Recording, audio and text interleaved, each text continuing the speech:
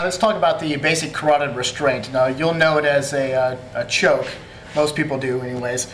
But what we're working on is the rear naked choke, but more accurately put, it's the rear naked carotid restraint. Now carotid restraint, here's what it means. There's two types of chokes if you're looking at old school vernacular. There's an air choke and there's a blood choke, right? So an air choke is you cut off the air on the windpipe, and that's pretty much how you get people to tap or to get knocked out. And the other side is the restraining the blood flow to the brain. Now, on either side of your neck, anatomically, you have a jugular vein and you have a carotid artery. Now, the carotid artery is really the big issue, right? Because arteries carry oxygenated blood to the body, and veins carry unoxygenated blood to the lungs and heart to be reoxygenated and sent back out to the blood through the arteries, right? So the carotid arteries on either side, if they're cut off, then it deprives the brain of the oxygen that it needs to do its job. Now you can do that for about 4 minutes before the brain then starts to actually physically die, and it's not capable of recovery at that point. Temporarily, a restraint isn't a big deal. So in defensive tactics, we call the restraint a carotid restraint because that's what we're doing. We're restraining the carotid arteries from passing on oxygenated blood to the brain, which causes the brain to start to shut down. And then, of course, you black out, and then that's, you know, a win-win for everybody. So here's the basics of it. When you're, it's okay, I'll pull you over in a second. When you're wrapping your arm around, there are a lot of subtleties to this, but that'll come later in other videos. I'm just going to give you the basic elements of it now so you can think about it, okay? So rear naked, behind. So our rear is going to be our back position. When somebody says the rear naked choke, they're not actually talking about getting naked and getting behind somebody, although that'd be somewhat entertaining and hilarious at the same time if the UFC were like old Greek Roman wrestling of the 2,000 years ago. That's a crazy Brock Lesnar. Think about that. Oof. Okay. Got a sword on it. You know, he does carry a sword. Oh my God, what the hell is wrong with us? Okay, so for the sake of practicing, your right arm is going to go around the person's neck like this, okay? Now, there's a cool little move that you can corkscrew that hand as you get it in there, and that helps sink it.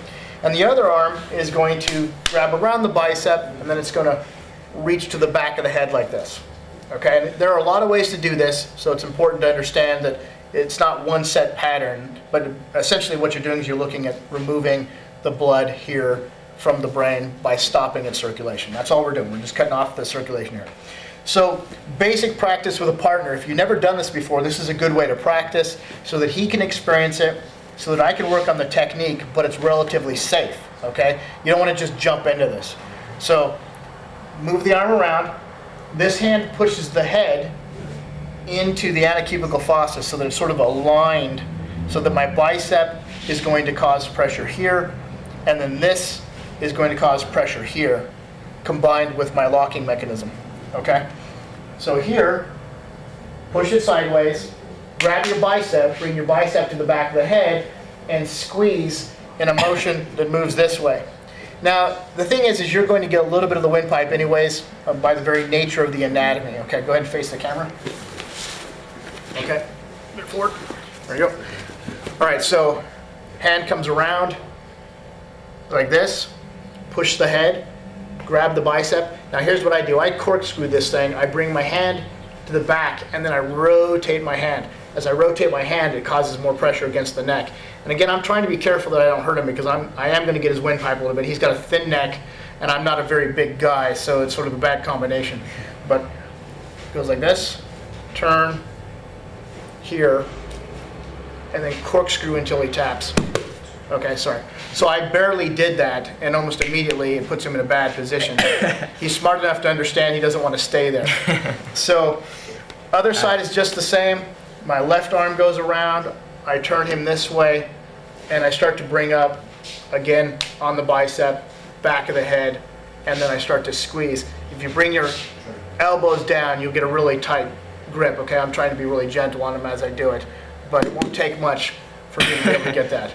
Okay, you're right. Yep. So that shows you the watering of the eyes is a pretty clear indicator that it's attacking the windpipe as we're doing it as well, rather than just restraining here. If he has a bigger neck, it's going to help me out a little bit, and I'm going to have a better grip, and it's going to force more here than here, okay? So when you're doing this, it's critically important, I mean this, really, really, really important that you're careful, because you can cause damage to this, okay? You don't want to hurt his windpipe or his Adam's apple. You don't want to cause him damage. This is just a training situation. You're working with a partner to learn how to do the mechanism right. So that's a basic rear naked choke. Obviously, I'm not in a full position where I put my hooks in and all that. That'll come in other videos, but that's the basics of it. So go look it up online as well and read articles about it. It's really important to understand the anatomy and what's actually happening from a biomechanics standpoint and from an anatomical standpoint in terms of how you impact your opponent. And it's not something you take lightly. It is a really good fight ender. Okay, I've ended a lot of fights by using this particular technique. It can be applied standing, kneeling, laying on the ground, on the back, and so forth and so on. It's an effective, functional technique, so make sure you learn it.